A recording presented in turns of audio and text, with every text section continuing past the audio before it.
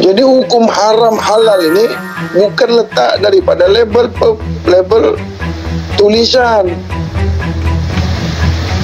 Yang menyatakan label halal nih, dia ke yang buat makanan itu. Ya. Bukan Tuan Guru, bukan. Itu yang buat label itu tak tahu apa-apa pun dengan yang membuat makanan itu. Macam mana pula mau diletakkan hukumnya halal? Bukan dia yang buat. Dia hanya membuat label halal, tapi bukan dia yang buat makanan itu. Ini apa? Hukum apa ini? Manipulasi, Tuan Guru. Hukum lain yang buat makanannya. Itu kan yang terjadi sekarang.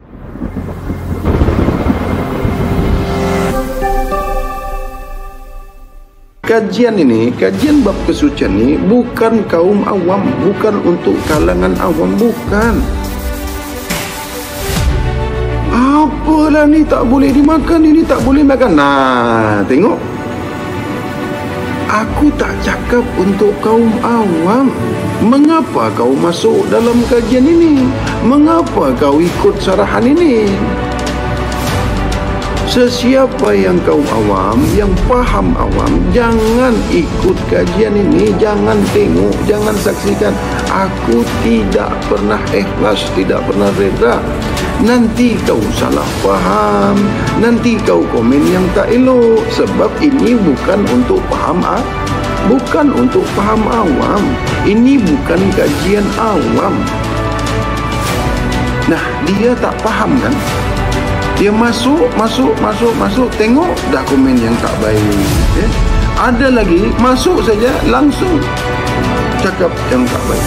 Belum dengar lagi, belum faham lagi, sudah tak suka, sudah cakap macam-macam. Kan kamu tak dipanggil tengok kajian ini, tidak dijemput untuk menyaksikan kajian ini, tidak kan? Mengapa gaduh? Kan? Banyak kali saya cakap, ini kajian Nur Mutiara Ma'rifatullah, ya. Babnya yang dikaji adalah bab kesucian, ilmu kesucian. Kenapa mesti suci? Kerana Allah Maha suci. Kenapa kita mesti suci? Kerana Allah Maha suci. Sesiapa yang nak kehendak daripada Allah, kodrat iradat Allah, mesti suci. Ini paham kami orang-orang bab kesucian. Kami tak makan benda yang bernyawa, tak makan benda yang berdarah, tak makan benda yang pandai berak, tak makan binatang, tak makan hewan. Kenapa? Kerana darah itu diharamkan. Bukan daging yang haram, bukan. Kamu kalau mau makan daging, berpulanglah. Tak gaduh pun kami, tak paksa pun.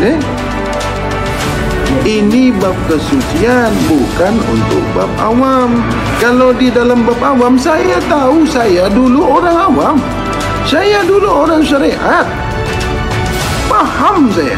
Saya dulu belajar syariat, tarekat, belajar hakikat, belajar makrifat, faham saya. Ini bukan untuk kaum syariat, tarekat, hakikat, makrifat, bukan. Jadi jangan gaduh, jangan kacau bab kesucian ini. Tak panggil pun kau tengok bab ni, tak panggil pun. Kenapa masuk di YouTube? Murid saya ni banyak yang jauh-jauh, tak boleh datang jumpa.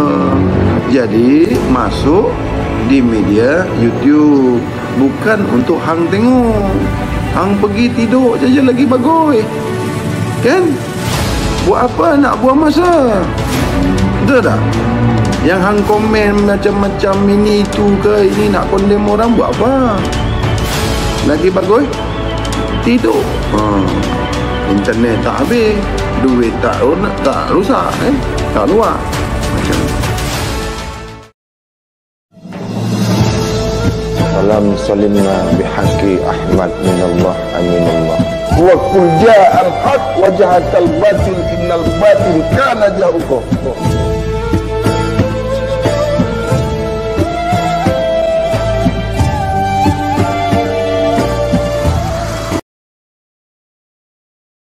di dalam rahasia bab ilmu kesucian ini Tuan Guru, masalah tentang pemakanan gitu Tuan Guru.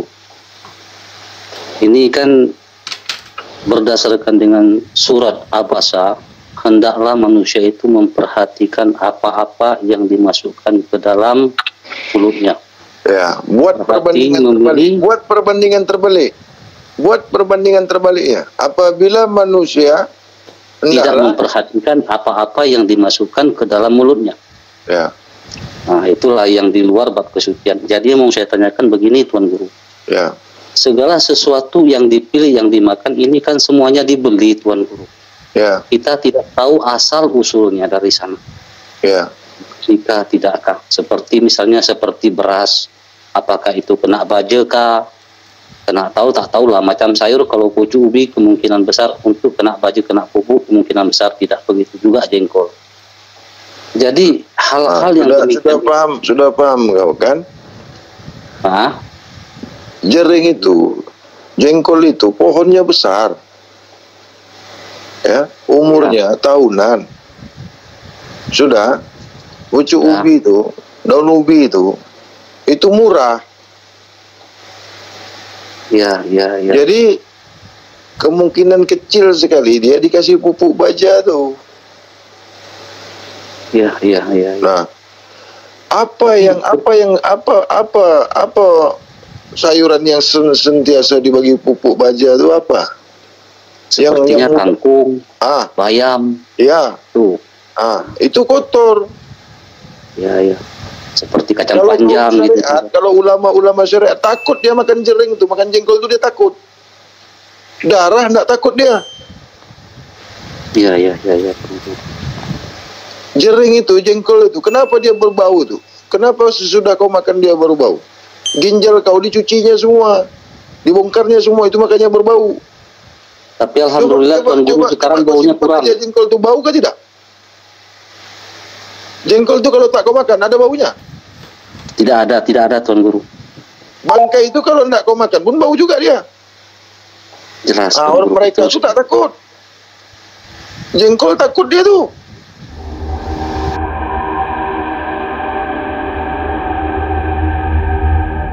Ya Tuan Guru. Ada di Al-Quran mengatakan jengkol itu haram? Tidak ada Tuan Guru. Darah? Jelas haram. Walaupun kan terbalik otak itu kan. Betul sekali Tuan Guru, betul. Yang jelas-jelas haram tidak takut dia. Betul. Kalau sekarang insya Allah Tuan Guru memang takut saya untuk, jangankan mendekati, memang takut saya tentang masalah darah Tuan Guru. Tapi itu tadi masalah tentang pemakanan yang harus dipilih, harus dilihat tadi itu. Tidak akan jadi pernah bersih kedudukan makanan kamu kalau yang kau makan itu tidak kau ketahui. Bagaimana kau menentukannya yang kau sendiri tak tahu? Asal usul yang kau makan itu kau tidak ketahui. Bagaimana kau menentukan hukumnya? Apabila kau tidak mengetahui dari mana, siapa yang buat, siapa yang menyediakannya, datangnya dari mana, yang hendak kau makan itu, bagaimana mau ditentukan hukumnya? Tidak tahu kau kan? Yang kau tahu itu sudah tersedia. Kaum syariat apabila sudah dibeli, dia menyerahkan hukumnya kepada si penjual.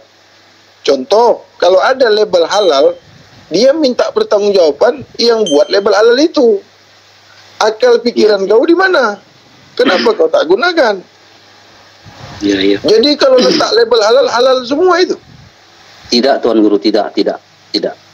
Mengapa kau tidak berpikir? Mengapa kau tidak menggunakan akal?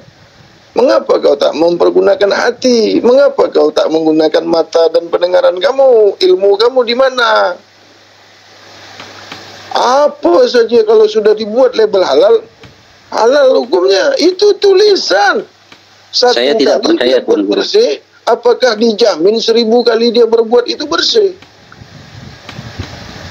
Tidak Tuan Guru.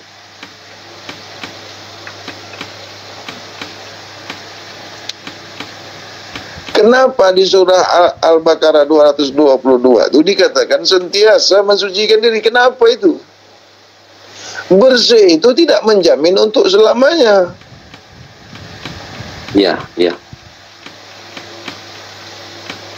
Penyempurnaannya itu di surat At-Taubah 103, Tuan Guru. Bagaimana barangan makanan diletakkan label halal bertahun-tahun di kedai makan tuh, di supermarket tuh.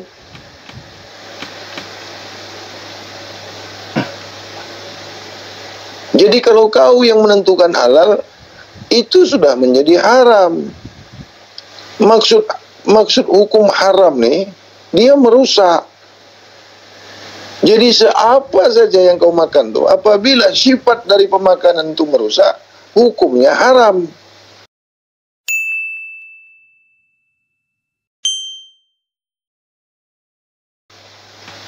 Apa saja yang kau makan tuh, apabila dia merusak akidah, merusak jasad, hukumnya haram. Apa saja yang kau makan. Nasi pun kalau sudah merusak dia, haram hukumnya. Melampaui batas. Iya, Tuan Guru. Ya. Apa saja. Jadi hukum haram halal ini bukan letak daripada label tulisan. Yang menyatakan label halal nih, dia ke yang buat makanan itu. Ya. Bukan, Tuan Guru, bukan. Itu yang buat label itu tak tahu apa-apa pun dengan yang membuat makanan itu. Macam mana pula mau diletakkan hukumnya halal? Bukan dia yang buat. Dia hanya membuat label halal, tapi bukan dia yang buat makanan itu. Ini apa? Hukum apa ini? Manipulasi, Tuan Tuan buat Guru. hukum, lain yang buat makanannya. Itu kan yang terjadi sekarang. Betul sekali, Tuan Guru, betul. Alangkah bodohnya, alangkah jahilnya manusia itu, apabila ianya melihat ada label halal, sudah pasti ditentukan hukum halalnya itu.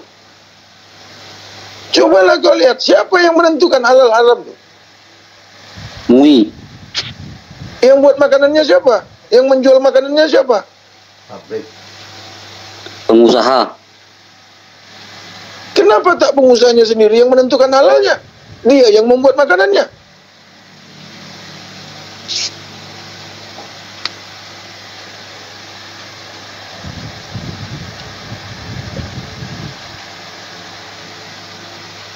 Kalau kau yang membuat makanan, kau yang menentukan bersihnya. Mengapa orang lain pula yang menentukan bersih? Tidaknya.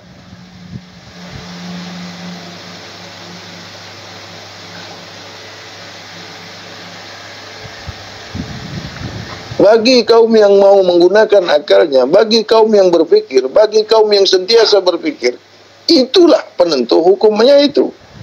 Akal kau itu penentu hukum. Baik buruknya itu hasil daripada hukum itu. Yang membuat yang salah itulah terhukum. Jadi bukan kau yang menghukum apabila ada satu kesalahan. Hukumlah yang menghukum apabila kau ini melanggar hukum. Ya.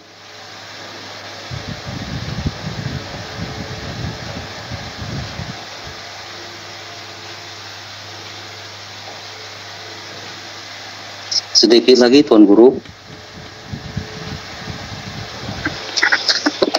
Sedikit lagi, berarti udah mau habis itu ya?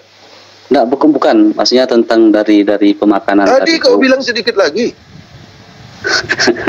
maaf, salah sebut, Tuan Guru.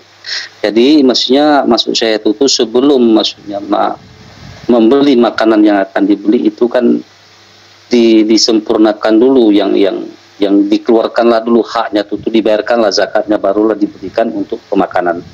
Jadi boleh barang juga, walaupun kau bayar zakatnya, walaupun kau selesaikan at-taubah ke apa ke semuanya, kalau sumbernya awalnya itu sudah kotor, mana boleh dibersihkan? Tapi kalau gitu makan aja babi itu, aku bayar zakat, begitu. Tidak Tuan Guru. Itu maksud saya itu sepertinya beras yang kita belikan kita tidak tahu sumbernya Tuan Guru. Itu dalam segi hukum zakat. Tapi kebersihan itu tidak boleh begitu. Bayar zakat ini bukan mematikan hukum. Iya, paham Tuan Guru. Tapi penyempurna hukum. Paham. Aku udah bayar zakat, aku udah laksanakan at-taubah 103. Suka-suka aku aja makan. Iya. Ini apa ini? Siapa yang cakap macam itu? Tidak begitu Tuan Guru.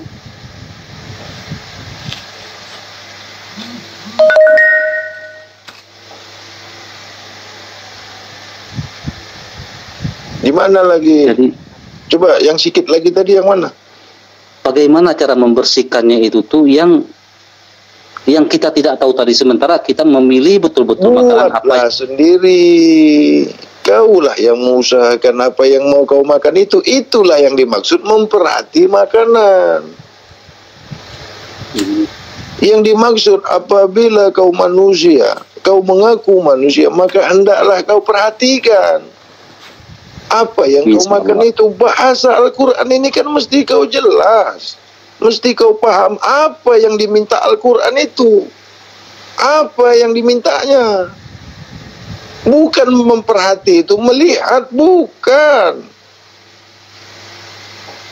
Makna daripada surah Abasa ayat 24 itu, apabila kau mengaku suci, maka yang suci juga lah yang kau makan.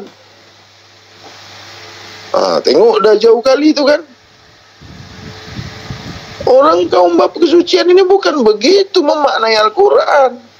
Kau ini orang bab kesucian dah. Azas dasarnya itu, landasannya itu, pondasinya itu mesti suci.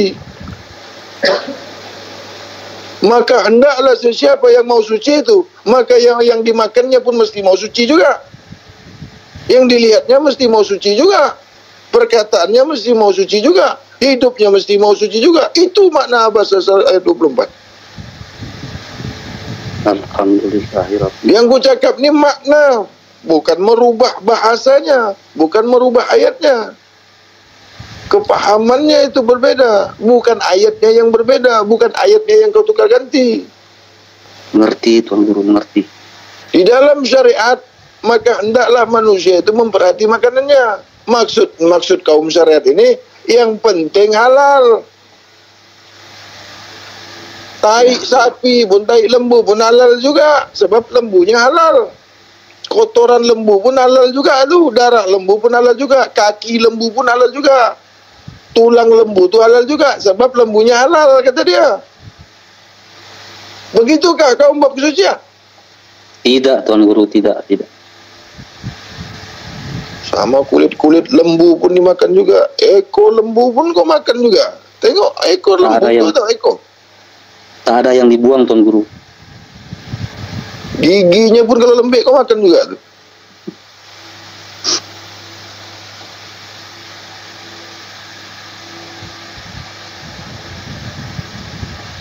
Alhamdulillah. Alhamdulillah.